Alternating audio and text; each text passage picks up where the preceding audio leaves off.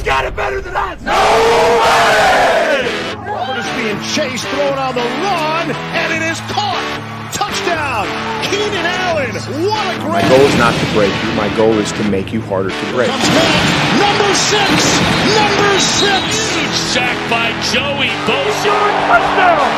90-yard touchdown! Off at the 8-yard line by Derwin James. Sets his feet, takes a shot downfield, has Knighton. Caught! Touchdown! Chargers! Grab your lunch boxes and go attack this day with an enthusiasm unknown to mankind.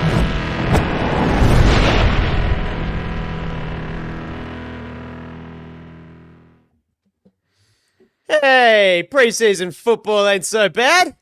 Bolts beat the boys 26-19. A little bit of hint of electricity on offense. Darius Davis showing his wheels. Simi Fayoko keeping up his hot August form.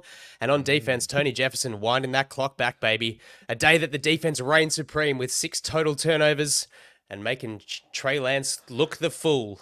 I gotta say, same as that commentator, Isaiah Standback. Shut your mouth, brother. Gee, if you thought Dan Fouts on the mic could make you nauseous. But now it's go time. Welcome to the Thunder Down Under Chargers podcast. Andy Prophet here with Alistair Lloyd and Jack Reed. And gentlemen, the initial 53-man roster has dropped, and that is what we are here for. It's time to talk about the who's who in the crew for now, so let's get straight into it, boys. We'll kick off with the quarterbacks. Now, this could be a little contentious. Some people who aren't quite aware of what the word initial may mean. Justin Herbert, of course, QB1, and Easton Stick listed as QB2, much to the chagrin of many fans who painfully sat through the last 4 weeks of 2023 and the 3 weeks that we've just had. Luis Perez and Max Duggan, obviously the two cut guys. Look, we just got to talk about the QB2 situation because, yeah, there's going to be people who are pissed off. What's this regime doing? What's going on here?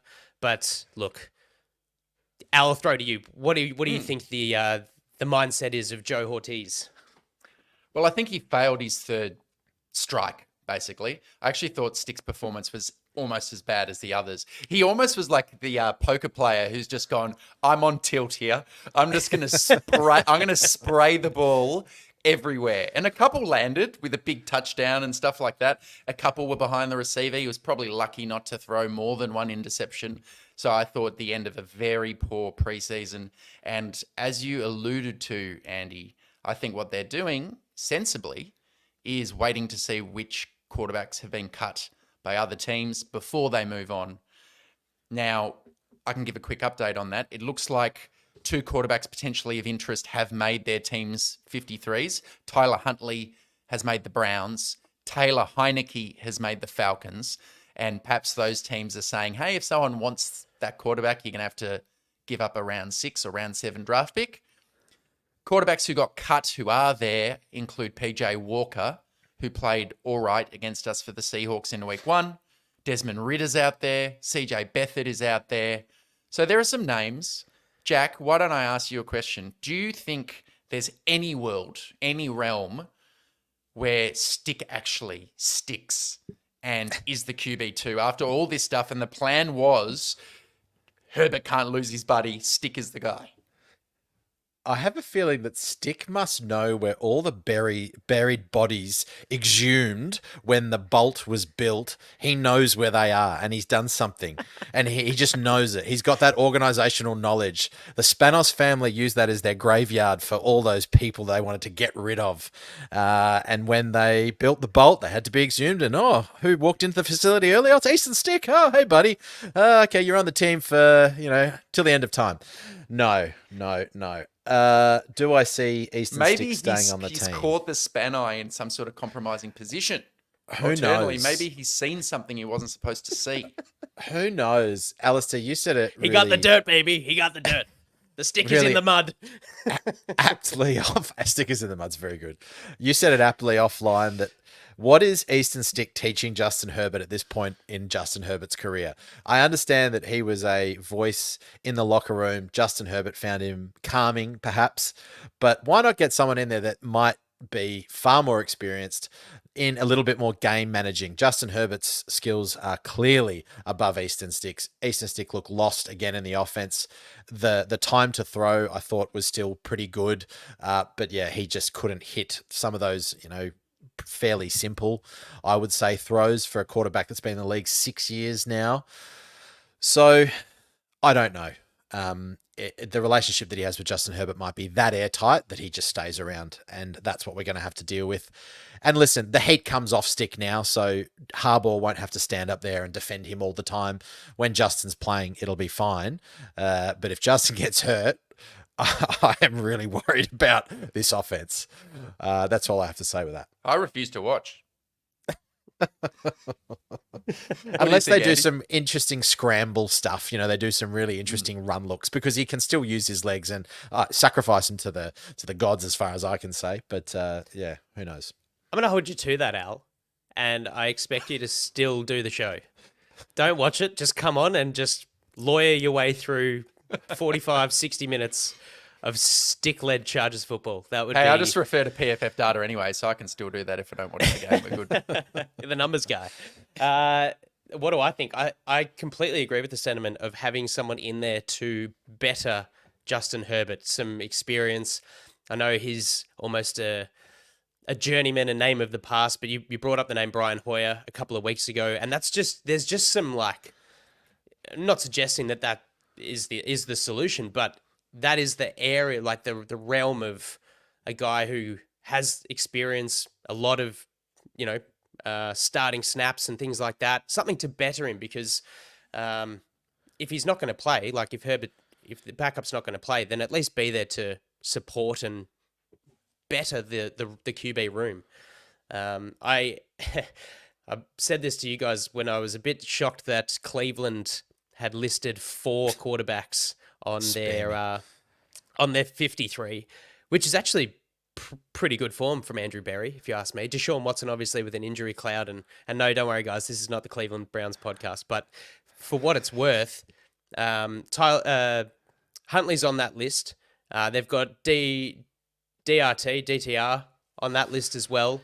There's a couple of names that, if they were cut, you'd go, hey, not the worst option, better than a Bailey Zapp or an injury-prone CJ Beathard. So, look, we'll see. It may end up costing. Just another option. Give me that look. Oh no, I was like, is it Beathard? Is it Beathard, or is it CJ Beathard? Yeah, Beathard. There you go. It's Beathard. Yeah. So look, while we think that Joe Ortiz is the mastermind GM, which he probably is, there's a little bit of foxing going on. So maybe we'll have to pay the piper in order to sort of solidify that backup role. But it'll come out in the wash, hopefully, in the next couple of days with the waiver wire and what have you. And don't fear, Chargers fans. Hopefully, Easton Stick does not remain as the number 2 quarterback. All right, well, we've gashed him one more time, so let's jump over to the running back room. The Chargers have listed 4 running backs, which kind of makes sense, really, like when you're talking about the Greg Roman offense. Gus Edwards and J.K. Dobbins, the 2 Baltimore Ravens, Jared Patterson, and draft pick from Troy, Kimani Vidal. So we say goodbye to your guy, Isaiah Spiller, and Elijah Dotson. Any surprises really out of these group, Jack? How are you feeling? Can I just say that this humble pie bullshit is completely out of nowhere. All I said is that maybe Isaiah Spiller might turn into something good. I haven't been rooting for him to make the team. Like, who's actually better than Gus Edwards and J.K. Dobbins? Put him in. No, the guy has just finished a preseason with 1.3 yards per carry. 1.3 yards per carry. Whereas you got Kimani Vidal, who's averaging 4.5, and Patterson, that's 4.4. Clearly, Spiller is not the runner for Roman's offense. He's possibly not powerful enough. He's possibly more of a receiving back. He wants to be in a scheme where he can maybe get some sort of breaking out wide. But even then, he just hasn't shown that speed.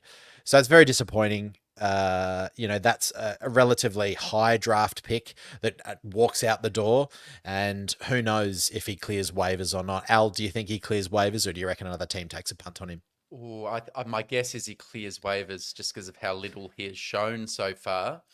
Not impossible though, because he was an early day 3 pick. There could be some team who trusts their draft grade and gives him a chance, but he would have to make a 53 for another team. Not sure if it will happen. Isn't it?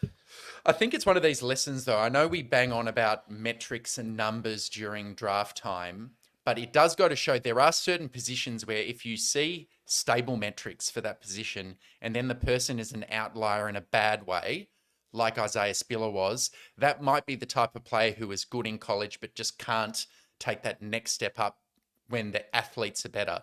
And for him, he didn't have good explosive metrics like broad jump and stuff like that. And you see it. Power, yeah, it's like choppy. His feet chop and he just can't get going and he gets hit, 1 or 2 yards. So anyway, I'm not going to rub it in anymore, Jack. Your boy's gone. He spilled the beans. We've had a leadership spill at the Chargers and Isaiah is out of there.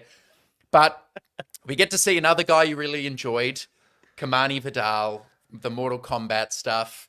And Jared Patterson, we should just briefly mention, good on him. He earned a spot and he can contribute on special teams. And RB1 and RB2 we don't know much about because we haven't seen them and they've been on and off the field and injured, and time will tell, Andy. Yeah. Jack, I implore you to go back and listen because the TDU story of the preseason is that Isaiah Spiller is your boy. Saith you, not me. Mate, You go back. You go back Before he's and doing listen to Disney the last villain few- voices, and now we've got So Saith You. Mate, I tell you go back and listen. There was banging of the table from Hobart. There was my man, this and that. So we ran. He bought Isaiah Spiller card off one of his YouTube auctions. Oh, actually, So good. more than one, actually. I was really hoping that investment paid off. Hey, Andy, can I ask you a question? Are you at all worried about Gus the Bus and J.K. Dobbins not having any preseason snaps? Because I was thinking about this the other day. I was like, the running back room looks, I actually don't know what these guys are like. How are you feeling?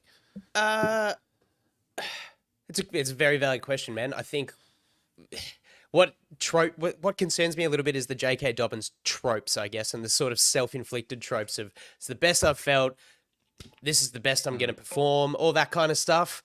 Like I don't believe you until I see it. I'm not concerned about the familiarity with the system, obviously coming from Baltimore, Greg Roman, yada yada, but what the chemistry is like outside of training camp and that sort of thing. It could be a bit of a frosty start, and I'm not massively concerned. But yeah, there's injury history. Not seeing them out there, like I haven't experienced it, so maybe I'm a little bit kind of cautious of those two. But I'm feeling bloody good about Vidal, and like you said, Al Patterson's definitely earned his stripes here. So we just, there are those who know more than us, obviously, and have made these decisions thusly. So we just trust the system, trust the process. But yeah, 4 running backs. In years gone by, Chargers would have gone, what a waste. But hey, we've only got 2 quarterbacks, which is nice and refreshing from the 3 that we've kept for however many of the Telesco years post Phillip Rivers. So look, ebbs and flows, hey. The next group that we're going to touch on, the number of wide receivers, 7. That's a bit of a shock. And Harbaugh came out today and said, hey, the more I thought about it, this was the number that I couldn't not land on. Like, this is the one that makes the most sense. We've got Josh Palmer, Ladd McConkey, DJ Chark, Quinton Johnson, Brendan Rice, Darius Davis, and Simi Fehoko. So, yeah, there's some interesting storylines in those ones. Al, I'll throw over to you because 2 guys in particular, one made a name for himself and one catch from 12 targets. It was kind of tough going for the Rook. I haven't caught Harbaugh's presser yet, so maybe that was more instructive. But this is one of those position groups that I would not be sleeping easy at night if I was for Hoko or Rice for the next 48 to 72 hours. Because if they're going to bring someone in, they're going to have to lose someone. And at the moment, this is one of the position groups where we appear to be carrying an extra body than maybe we thought heading into final cuts. So that's one kind of meta observation. But at the micro level, Brendan Rice is, he's been concerning in preseason action. What did he have? He would have had, I think, 12 targets, 1 catch. Now, granted, some of those are being thrown in an uncatchable manner. He did run block well, but he has not performed how we would have hoped for someone who had a chip on his shoulder, that he got drafted in the 7th round, and all the talk, to your point, Andy, all the talk we heard from him, he didn't match with his actions. But the other thing we've got to remind ourselves, listeners, is we aren't there for the 25 plus training camp practices, the joint scrimmage, and the stuff that maybe carries more weight in the building when Herbert's throwing to him. Maybe he's doing stuff that we haven't seen. But Jack, from what we saw, Rice might be a bit lucky that he made this team. I would say, and that's when I saw his name, I thought, yes, he's very lucky. Simi Fehoko deserves a spot. What is he looking at? He's looking at his yards per reception around 25. So that guy is getting deep in the field and he's making plays. I worry with Brendan Rice that there is the weight of expectation and this step up. I don't doubt his ability in a year or so time, but I just have a feeling looking at this wide receiver group that they're going to have to go fairly deep in terms of rotation, and I think the offense is going to call for it as well. When I look across those names, they're guys that can almost do quite different things. Josh Palmer is quite different to McConkey, who's quite different to Johnson, who's quite different to Shark, who's quite different to Davis, and then you've got Simi Fehoko at 6'4", 100 kilos there. Where does Brendan Rice sit? Is he possibly more of a Josh Palmer? If I was thinking about that, what skill set does he bring to that room that's different? Whereas I think all of those guys do something different pretty well. Yeah, yeah. Well, there's that. So yeah, it's interesting, and I flirted with the idea that maybe Simi Fehoko might move to a slot and play a bit of tight end, but I just looked at the weight. He's hovering around 100 kilos. Disley and Hurst are sort of hovering around 110, 120, and I don't think I saw Simi Fehoko pass block that much in the preseason. But 80% of his snaps were in the slot in the preseason, so it's possible. It's could be how they want to use him.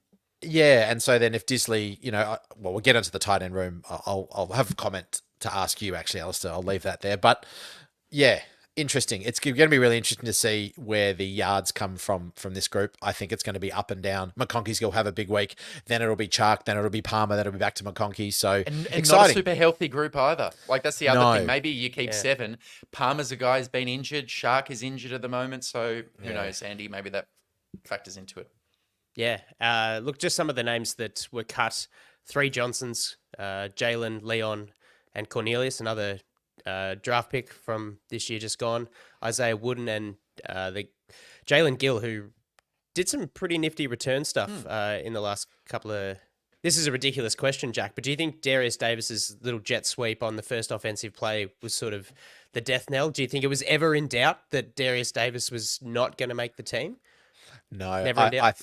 I feel like there's something that fucking is cooking up with Darius Davis in this special teams unit. That guy just has serious... He didn't even look like he was running fast either. But you know that someone's running fast when they just seem to just pull away from everyone else, and the guys are just behind him trying as hard as they can. And he's just going... Doop, doop, doop, doop, doop, doop, doop. So that is very, very exciting. If we can see... get Quentin Johnson out of doing all these trick plays. Get Darius Davis in there a little bit more. And in year 2, he's all-pro returner. So, all rookie, all pro. No, he's all pro, wasn't he? Yeah. Very exciting. Returner, as a punt returner. Yeah. He showed some real good smarts in that touchdown run. Like you said, didn't look like he was running too fast, but just the way he changed the angle when he got to the edge and then just burnt the outside linebacker. And then just that was it. That was gone. I think the new kickoff, we didn't see him return any kicks, but I think the new kickoff rules will play in his favour, just with a bit of. He's just got some good twitch and and he's really slippery as well. Yeah, smart with his angles and things like that. So no big surprise. Maybe I thought actually Cornelius Johnson probably showed a little bit more than Brendan Rice did. But when you look at a guy getting, put on the waiver wire, if it's Brendan Rice and Cornelius Johnson, what are other teams probably going to look at? Taking Brendan Rice ahead of Cornelius Johnson on the waiver wire. Yeah, so agree. Maybe Good there point. was a bit of tactical play there by the guys, but I agree with you, Al. Like there's a bit of fat that might get trimmed off out of this group to maybe beef up another one if there's going to be some positional fluctuations in the upcoming 48, 72 hours. So there we go. All right, keeping on offense, let's go to tight end. And for me, the number of tight ends that we've taken is a bit of a surprise. We've gone with 3, Hayden Hurst, Will Disley, the 2 new guys, and Stone Smart. Sweet talking tight end. That's all you're giving us? That's it. That's it. Okay. Okay. You haven't prepared like a 2-minute, multi-layered Stone Smart song? Because there's some good harmonies in Electric Light Orchestra. Like I said, if he catches a touchdown, we'll see something. You're doing the show nude, aren't you? 3 tight ends, boys. Jack, what do you think about this? Really peculiar, actually, because Stone Smart looks more like a receiver than he does a tight end. You've got Disley and Hurst. So, yeah, I was really surprised at only taking 3, given how Roman likes to use his tight ends in the blocking game. So, I don't know, and we'll look at the offensive line next, but perhaps he's got something up his sleeve that he wants to do with the tight end room. Is he going to use them as receivers? Because that's where Disley and Hurst might get hurt most. But Alistair, my question to you is over or under, how many games do we actually have both Disley and Hurst healthy? Over under. What is that? What's Las Vegas? What's Las Vegas giving you there? I reckon the line is 6.5. I was thinking 5.5. I said to myself 5.5. I reckon it's going to be very, very low. Well, is Hayden deceased at the minute, or he's back? I'm not sure. They're still picking up limbs off SoFi's AstroTurf. So that's yet to be seen. It's not an inspiring group. There are a few. We'll do big picture stuff probably at the end, but this room's a concern for me. But schematically, what we might see is a lot more jumbo sets or sets with 6 offensive linemen on the field, or a fullback who's an offensive lineman, and the 2 tight ends or the 1 tight end, and Smart will be a receiver. So that's what I'm thinking. I think that's what's happening here. But it's a surprise, right? I think before everything started in the preseason, when we knew Roman was the coach, I think we would have guessed we're going to get in some more tight ends and we'll get a blocking tight end and we'll go, 12 personnel, 13 personnel, but it might be more 21 and 22 stuff, Andy. Yeah. We've got to mention, obviously, Donald Parham getting cut. Shame. It is a shame. 6'9", bit of a cult hero, red zone specialist. Is undeniable chemistry, and obviously, the new regime comes in and they want to clean slate to a degree, but you can't really argue with that kind of connection that Herbert had and that reliance, and having to go 6'9" and can catch a ball. Obviously, injuries probably got the worst of him. And, I still remember, Andy, that catch he had against the Vikings, where Herbert's crazy, absolutely rocketed it to him from about 8 yards away, and it's just stuck in there. Will stick out for me anyway. He's a talented player. Yeah, he's a guy. I'd be surprised if he wasn't picked up off waivers. To be honest, if he cleared waivers and wound up on the practice squad, I'd be quite surprised. I'm also kind of surprised with the way that the off season has been. With first there was Ben Mason as that tight end fullback. Then Tucker Fisk was probably the most prominent out of, let's say, Zach Hines and Isaac Rex as well. Luke Benson, the other tight end who was cut today. Interesting, because we've definitely seen in the preseason a fair bit of the linemen, even bloody getting Matlock in as inline, and then having Jordan McFadden, when healthy, playing as the fullback. So interesting that they've sort of veered away from that by only selecting the 3 guys, where one of them arguably isn't that great. at the blocking. Not to say that Donald Parham was a prime blocking tight end, but yeah, they've kind of really veered away. I don't know. I'm a little bit perplexed by the philosophy with the tight end room. Well, in saying that, Andy, you said that, maybe Donald Parham's not the best at blocking, but who's the best PFF rated blocker in the preseason at the tight end room for the Chargers? It's Donald Parham. So, he's blocking better than Foster Sorrell, Stone Smart, Luke Benson, by quite a wee way. And in fact, Stone Smart is terrible at run blocking with a 37 or 38 grade. So, whereas Donald Parham's looking at a 62 grade. So you're going, that's interesting. What is going on here? There must be some reason. I'll trust Roman at the moment. But yeah, that was my first big question mark, other than obviously Spiller being cut, which is ridiculous. But see, I knew it would all just click and you'd go, you got me. He's my guy. You got me. Okay, I'm sorry. I'll have to take the posters down in my bedroom. But yeah, question marks here. Okay, not too many surprises with the 9 selected offensive linemen. Obviously, the starting 5 from left to right: Rashawn Slater, Zion Johnson, Bradley Bozeman, Trey Pipkins, and Joe Alt. Jordan McFadden, Foster Sorrell, Brendan Jaimez, and Jamari Salia round out the group. There's not really all that much to kind of discuss here. Glad to see the end of Alex Leatherwood, and We'll talk about maybe a little bit of practice squad speculation, but don't want to see that name there. No, thank you. Rather see a Carson Barnhart as a project. Or Willis Patrick. Tackle. Well, yeah, absolutely. Yeah, Willis Patrick's a guy that I thought showed enough playing as a guard. And there's a couple of guys who are listed as IR season over. Tyler McClellan too. What were you saying earlier, Jack? That he was in the all rookie team of the preseason, Tyler McClelland? Yeah, he had the 4th highest run blocking grade of anyone in the preseason. So, and he played well against Dallas. So, one overarching comment is the guys who are being cut have shown more for me than under the last few head coaches. A lot of guys you mentioned before, Andy, like Jalen Johnson and Jalen Gill, and a lot, and like Willis Patrick. These guys, for me, showed a lot, enough to go, hey, I hope they clear waivers. Yes, let's keep them on the practice squad. So I think that we can say that basically across the board, it looks like we're drafting better than Telesco ever did.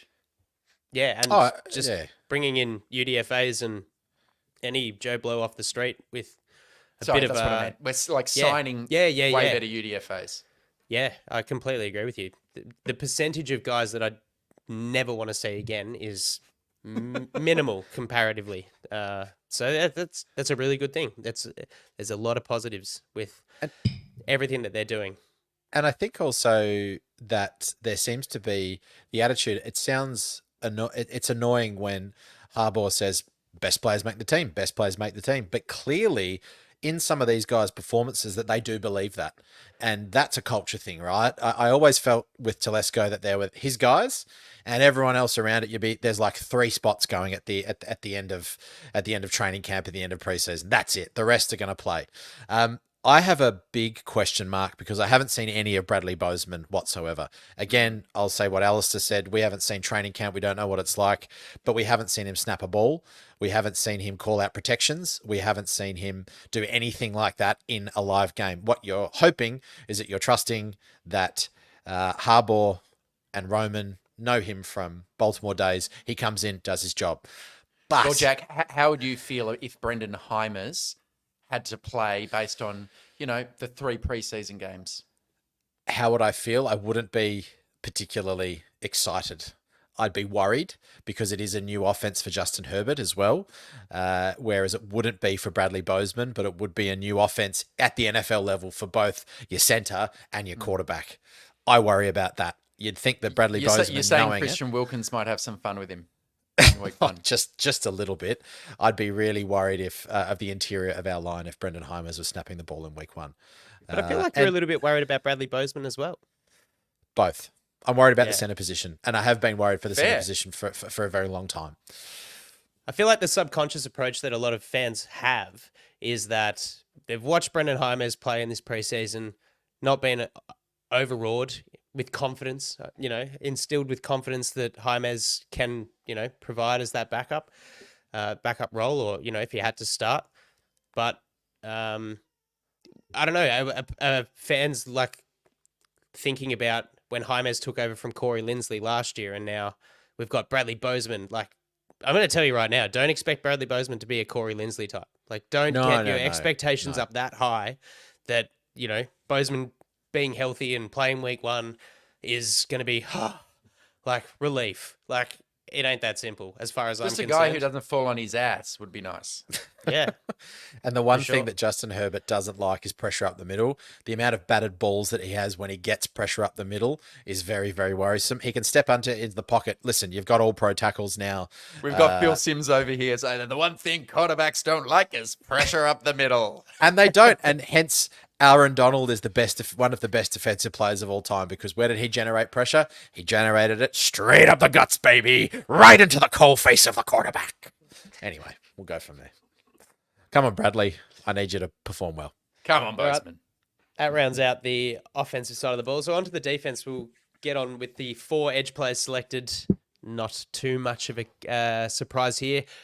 However, there is one name that missed out that might have garnered a little bit more kind of value than getting cut. So Joey Bosa, Khalil Mack, Tuli Tuipulotu, and Bud Dupree. And the guy I'm talking about, Tremont Morris Brash, there was some good stuff. There was almost like he was a smoky for mine to make the 53. And just the way that I think the numbers of these position groups have fallen, he was sort of an unlucky cut candidate. Obviously, we're kind of, well, look, I don't want to start by talking about the club that's on Joey Bosa's left hand. But can the guy just not be injured for a minute, please? Take a pay cut, that's fine. Injury every third week, man. Yeah. Toe, leg, Yeah. nose. Yeah, I fell asleep on the driveway. Someone ran over my hand. Man, what the heck? Obviously, that's nonsense. Talking shit. How do we feel about the edge group? Because we've got a bit of injury history here, and I feel like it's kind of thin.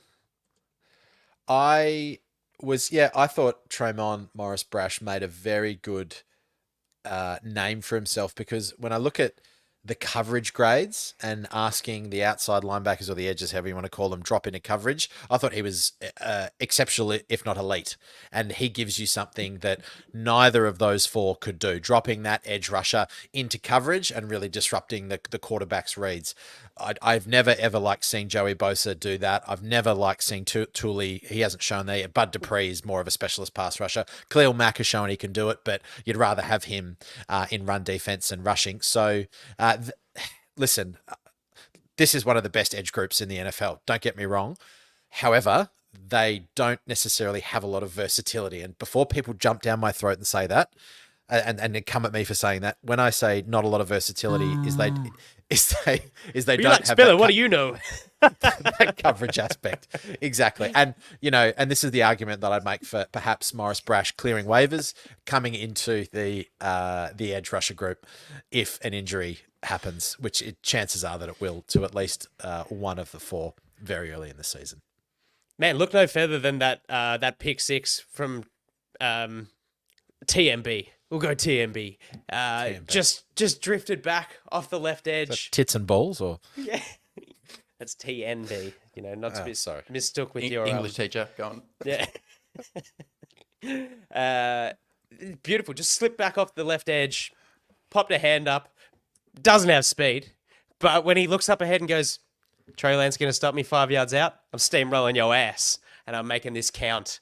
That was cool. So a great call about what he showed in coverage. So I think other teams, he might be one of those guys for mine where other teams sort of see him hit the wire. Maybe, maybe not. No, maybe you're right, but I hope not I'm with, too, it's a very good edge room, but I do agree that Morris Brash, who's a bit undersized, brings some coverage versatility. I would love him to be on the practice squad, gets called up if Bosa or Mack or something gets injured. That's a good 4th edge, someone to invest in. Don't want to lose him.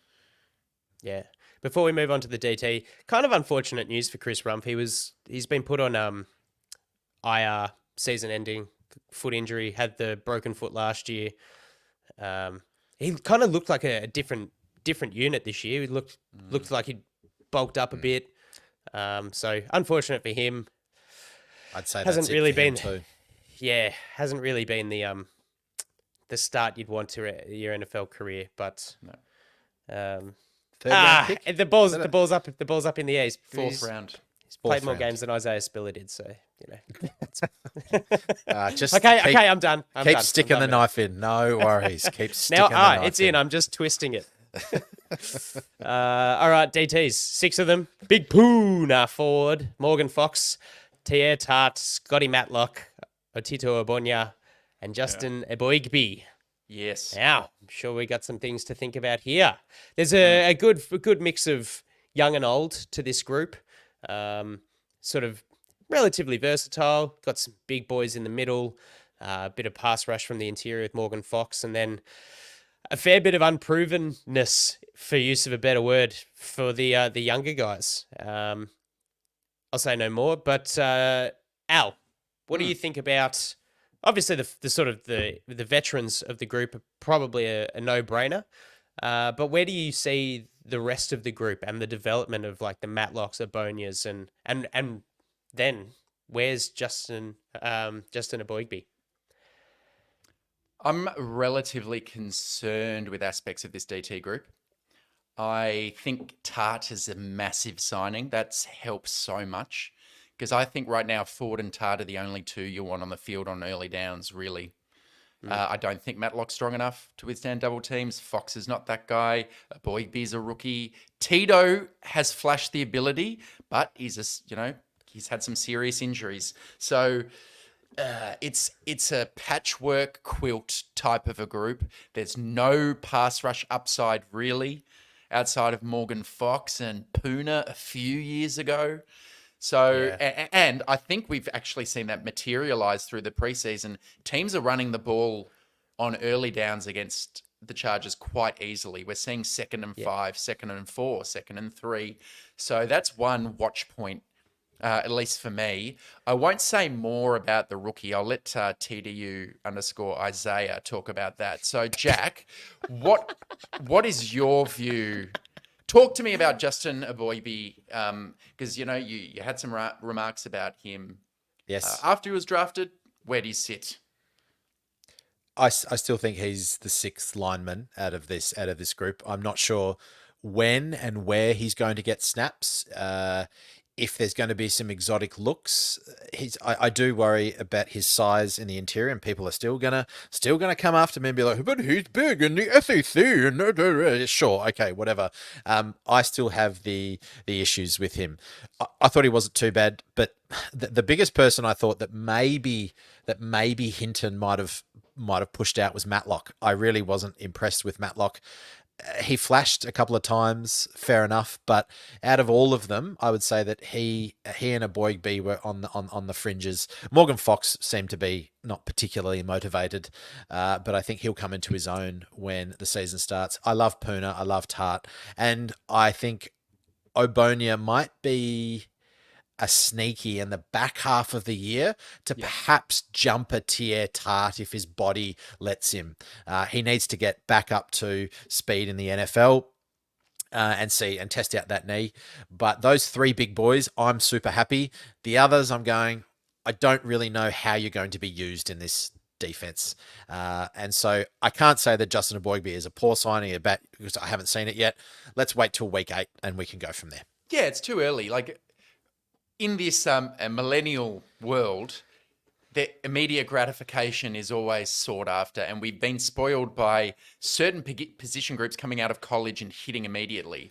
Let's not forget that rarely happens with linebackers, offensive linemen, defensive linemen. Yep. So you take a 4th round defensive lineman, what you really should do is give them 3 whole years. What you really want to see is year 3, they're developing. But I actually agree with you, Jack. Right now, if he's the 6th DT, what that means is he's inactive on game day. He's one of the 7 who doesn't dress unless there are injuries, and I could well and truly see that being the case to start the year. Jack, I've got a question for you. I'm going to be swimming in the Is deep it about end here, Spiller? Because you can F off. No, it's not. It was actually from a like a philosophical, pedagogic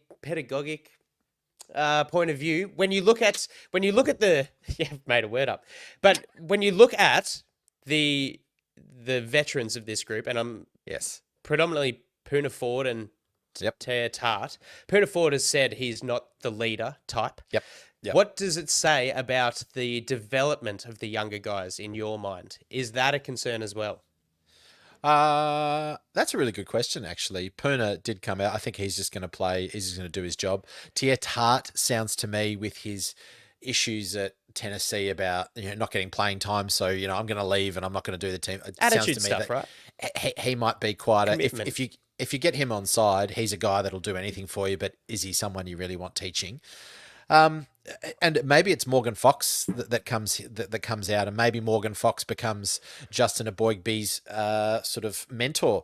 They're both similar in that sense. They're not huge, big guys, but what they do is they do offer a bit of speed and a bit of utility. So perhaps those two do become, maybe Aboigbe learns a little bit of interior pass rush as well, and maybe that's where he makes his bread, so to speak, because he's not a Matlock and he's not an Abonia. So it's as I said, I think that what you said, Alistair, the patchwork quilt is perfect because it looks kind of ugly, but it could kind of work. I can see it kind of working with high rotation Minter defense. So we'll see. Good question though. Yeah, excuse me, making up that word there. All right, linebackers, 4 of them. Junior Colson, Diane Henley, Denzel Perryman, and Troy Dye listed. Quick note, Nick Neiman is on IR, designated to return.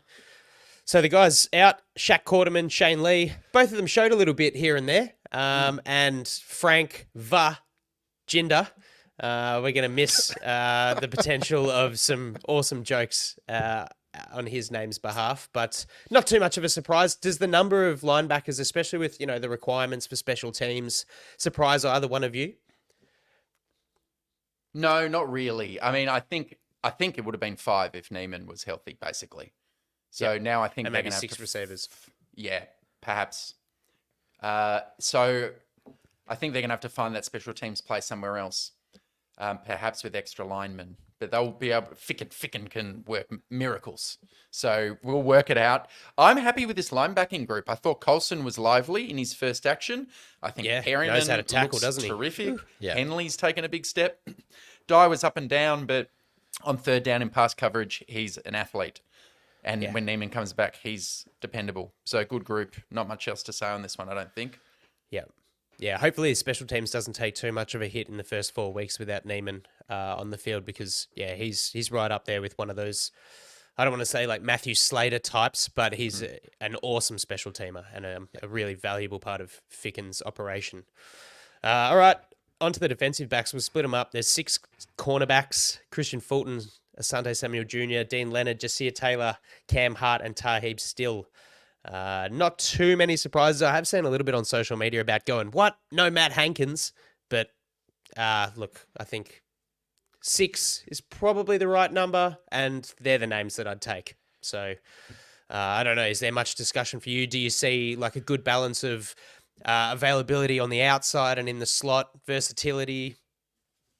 Jack? I just think Dean Leonard deserves his spot and might almost start as well, and so he should, because I thought he was exceptional in the preseason. He was aggressive. Asante Samuel Jr. we haven't seen much of. Christian Fulton we saw a bit. I hope this is a really aggressive group from Samuel to Fulton to Leonard. Those 3 guys showed a lot of aggression. Well, we know Asante Samuel is aggressive anyway, but yeah, they were ball hawks. Cam Hart, Taheeb Steele, the jury's still out if they can play at the NFL level. I worry about their speed and also worry about some of their leverage, especially if they get press coverage. Jasiah Taylor, yeah. Again, patchwork quilty-esque. I trust Minter to do something with these guys that's pretty interesting. It's probably the group with the highest variance on the team, I think. Yeah. A lot of unproven players, a lot of guys who are reclamation projects like Christian Fulton.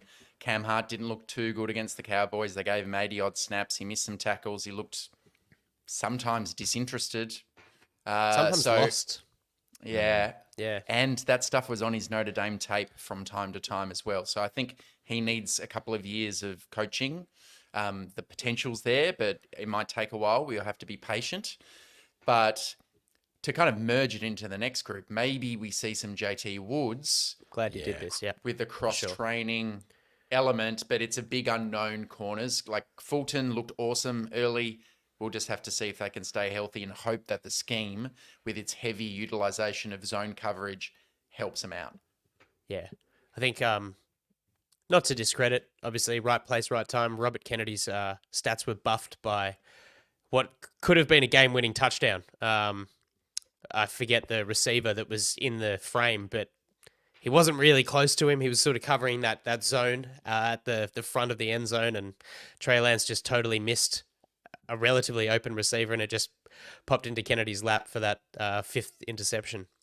Zamari Walton, had a bad one the week before, so no real surprises there. But yeah, moving over to the safeties, 5 of them: Derwin James, AJ Finley, Low Gilman, Tony Jefferson, and JT Woods, as you said. It's almost like 4 safeties and 7 cornerbacks to an extent, and really doing a Brandon Staley, and he's up. But, looking at them as DBs rather than cornerbacks and safeties, right? They're all DBs, blah, blah, blah. But Tony Jefferson, 14 tackles, 2 interceptions, a forced fumble, 2 pass breakups. What have I missed? Incredible game for a guy. A sack. Awesome. And a sack. Yeah. Really, really fun to watch. Like, Al, we watched that game together, and it was like, who was that? Probably 37. It was. He's at it again. Really great. I wasn't sure whether his resurgence back into the pros would work out, but man, if you talk about deserving it, Tony's the guy. There's experience, there's leadership there, and there's output. So it's bloody good. And I think that's like a little bit of a mental break for Derwin James. You're seeing improvement from AJ Finley. You saw improvement last year from Low Gilman. JT Woods has the athleticism, was doing a little bit at outside corner. So yeah, it's pretty. I'm pretty happy with that safety group, to be fair. I would bet that this group might change throughout the year as well, depending on who's on waivers, especially in the next couple of weeks. I wouldn't be surprised if, Ortiz does some wheeling and dealing, because I still think that cornerback room, geez, I tell you what, if there's an injury to Samuel and there's an injury to Fulton, geez, lining up Leonard, Taib, and Hart in an NFL game's not great. No. So there have been some notable ones, like Caleb Farley got cut from the Titans today. But yeah, it'll be super interesting. And Andy, on your point about leadership, Tony Jefferson teaches Low Gilman. Low Gilman becomes, a very experienced safety in this game. Yeah. We need not really discuss. Sorry, Al, over to you, mate. I was going to say, I reckon Jefferson might not have made this team had he not had that kind of performance in the game. I mean, he was training with the 3s and the 2s. He's coming back after kind of a couple of years away from the game. By the end of the game, PFF had him as the number 1 graded defensive player in the preseason out of 801 graded. Amazing. So he can just say, I earned my spot. Yes, it helps. I just had an amazing game against the Cowboys. But I was most impressed with his IQ, his identification. Yeah. You might be older, but both of the interceptions were very savvy plays, especially the first one. He saw that, went really early. The quarterback had no chance. And a safety 4, for him to come into a game later in the year when it matters if there's an injury, I'd be comfortable with a guy who's played years of football. So safety group's looking better right now than I thought heading into the year. I think Finley's looked very impressive, and then Tony Jefferson's done what he's done. It's been probably the greatest and most pleasing surprise through the preseason for me. Yeah, nice. Agreed. From scout to, crushing it on the weekend against the Cowboys. Good on him. That is absolutely him and Simi Fehoko. Yep. Are the 2 guys that have flat out earned their spots where it definitely wasn't a sure thing for either of them. All right, the last 3 on the 53 are the specialists, and there's no real need to discuss these guys. J.K. Scott's been awesome punting. Josh Harris, I mean, if you're going to have a long snapper and you need a long snapper, just get a guy who can throw the ball backwards. And Cameron Dicker, the Dick is good. It's good dick. It's a good long, little bit of a curve in it. It's a good dick. I think we've sort of shoot just straight. That's for sure. yeah. It gets to where it needs to get.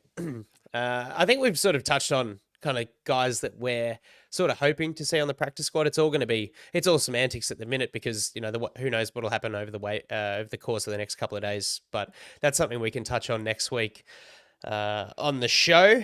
But Teach, over to you, big fella. Let me teach you something again this week, listeners. Let me show you that not all millennials are lazy upstarts who complain about everything and blame the state of the world on boomers and struggle to connect with Gen X. I'm a millennial, and it is very clear to me that experience in leadership brings a level of calm, strategic thinking that can make all the difference in an organization, especially when it comes to preparation. An older seasoned leader understands the bigger picture, how the decisions made in the preseason can affect the entire season and team. This wisdom leads to calculated choices like resting key players to avoid injury and focusing on developing depth, which ultimately puts the team in a stronger position as they head into the regular season and beyond. He's been there before and he's done that. The Chargers preseason strategy under an experienced head coach for one of the first times in recent memory serves as a powerful reminder that wisdom and experience often lead to better outcomes. While a young, fiery leader might bring energy and a will to win that is very hot but dulls very quickly, it's the seasoned veteran who sees the whole field, the whole plan, who understands when to push and when to pull back, how to build a team that's ready not just for the start of the season, but for the long haul. This approach teaches us that in life, as in football, sometimes the smartest move is the one that doesn't grab headlines, but sets you up for lasting success. Class dismissed. How's that? I've always thought that Jack should read books like on Audible. I would love to listen to Jack's voice reading me a lullaby or something like that. It's just soothing and the wisdom. I know I'm sounding like I'm being facetious and an asshole. That was, hey, you spoke to my heart here because it feels like there are adults in the room at all the key leadership positions, all of the coordinator positions, head coach. It has been a masterful display from Jim Harbaugh, the way he has managed this preseason, and Ortiz and all of his scouts. Well done, Jack. Well said, sir. Thank you. Well said. Thank you. Now to wrap up, bit of fun. A little segment we like to do called Bottoms Up, Cobber, where the three of us are just going to list and talk about a player, team, or thing that has intoxicated us this preseason. I'm going to take my shot first, and my turn, twisting the rules a little bit. To kick off, first of all, I would like to quickly acknowledge, and I'm being serious right now. I would like to quickly acknowledge the efforts and feats of another Chargers podcaster, the director, who is, as always, doing a great job. He's now aligned himself with Bleacher Report, which is a fantastic achievement, brother. Kia ora! Keep doing what you're doing. You're doing a great job, and it's great to see you doing it. Okay, Chargers fans, we know what life without Justin Herbert has been like on the field, what it's looked like and felt like, with the back end of 2023 being near unwatchable and the recent shocks of the walking boot. So, I would like to raise a glass to the Dallas Fire Rescue crew who helped 15 of the Chargers traveling members at the Westin Hotel in downtown Dallas, including Justin Herbert and Jerry Fouts, wife of Dan. Finally, something in my wheelhouse, boys. So along with reasonable speculation, I did a little bit of digging to the elevator mishap. If you don't know, Jack's a teacher, Al's a lawyer, I'm an elevator electrician. I did a bit of digging to get to the bottom of what could have potentially been an avoidable near miss. So, safety hats on, fellas. It would appear that the elevator product in question, as news reports, suggested that the passengers were caught in a blind shaft where there are no landing doors between the 3rd and the 15th floor. It was I believe the product, the elevator, was listed as able to sustain a duty load of approximately 1,600 kilos or 3,500 pounds in the old language. Now, unless it was Herbert and 14 Darius Davises, if you're going to tell me that 11 or 12 players, plus some of the staff, weigh less than the desirable load, I think you're telling me porky pies. Even half of the offensive or defensive line would put that machine under duress. Sometimes it's okay, guys, to not hold the door for everyone rushing to the lift. Probable cause? More likely overweight. That or Jerry Fouts poured some cleaning agent onto the instrumentation panel to save her and the others stranded from having to listen to Dan wax lyrical of would-be pick sixes for another week. I'm glad everyone got out safe. Over to you, fellas. Cheerio. Oh, well done. That's fantastic. All right, I've got a couple. Okay, this is going to be a shout out to a friend of the podcast, also a new father, Josh, who knows exactly where I'm going with this one. But I need a shot, and I need a goddamn shot, and I need it bought for me by a friend. Don't give me Fireball. Do not give me a Fireball shot, because you know what I do with Fireball shots? I get it. And I'm really embarrassed that I don't want to drink it because it makes you throw up. So what do? I sit there, and as my friend in front of me, Josh, goes, I throw it over my shoulder, throw it onto someone behind me. But I go, yeah, awesome, man. Thanks so much. And then Josh goes, What are you doing? You just threw that over your shoulder. I go, No, I didn't. No. But that's how I feel about Isaiah Spiller. Thanks, but no thanks. Ta-ta, the fireball. Farewell, but I'm throwing you over my shoulder and I need to go back to the bar for a proper bloody drink. I'm liquid. Awesome. And that, Shout I out, promise, Josh. I promise, Kev, we're putting a line under our repetitious in-house gags, but we've enjoyed this. And I can confirm that Jack is a complete and total wimp when it comes to drinking shots. I'm going to just go a quick one. I'm intoxicated to have prize confirmed and enjoyable quarterback display from Caleb Williams, the Chicago Bears quarterback. And as just a lover of the game and the aesthetic of the sport, to see a quarterback who can do the things he can do is great. And I don't care. He might have ups and downs. There'll be swings and roundabouts. That's life in the NFL as a rookie. But I think the people in the good city of Chicago have seen enough to know that they're going to have a wild and fun ride with Caleb Williams and his nail polish at the helm. Bottoms up. Nice one. Well, I've got one last one, Andy. I just need to go that I'm intoxicated, and then it's probably be a good segue. But I've been thinking a lot over the off season, and I always think about what pub would I like to be at, and where do I want to be, and it's right here with my two best mates, talking shop, talking footy. We're growing together as Chargers fans and as men and as fathers, and it's a huge privilege for me. And it's intoxicating. And to our listeners, know that we read every comment that you put on our socials, and every time you share or press the like button or get us involved, it really does make our day. Hopefully, we aim to make you laugh. We aim to make you laugh and have a bit of fun whilst doing something different. But yeah, I just wanted to say I'm intoxicated by you two as my two best mates. A little bit of love going on here, but it's such a privilege to do what we do. And I'm just so happy that football's back. So thank you, Cobbers. Bottoms up to everyone. Bottoms up to you two. Let's effing go. Bolt the fuck up. perfect segue into wrapping up what's been a bit of a scripted kind of, content of the show, talking about the roster and all that. But yeah, like Jack said, hopefully we can bring a different twist on it for you all to listen to, and not just sort of reading stuff out, giving you yes or no's. But yeah, we love doing what we're doing. So yeah, that's really hit a nice spot for me, Jackie boy. Thanks, mate. We will see you next week, but we've got the rest. The three teams that the Chargers are playing this year that we just haven't been able to get around to doing yet. So in our lead up into week one, obviously no football to talk about this weekend. But yeah, we'll have the Cardinals, the Patriots, and the Titans to talk about.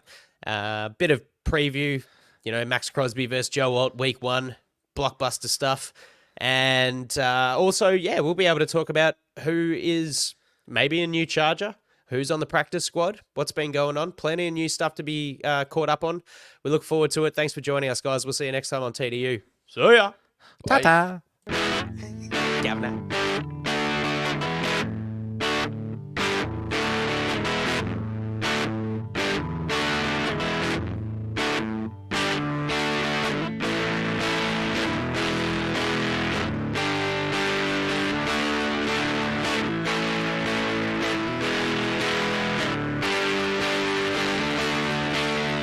Rivers back pedals looking, firing. He's got Floyd turning. Got it! Zigzag, 10, 5, high step, touchdown! San Diego! Good night! Good night to all!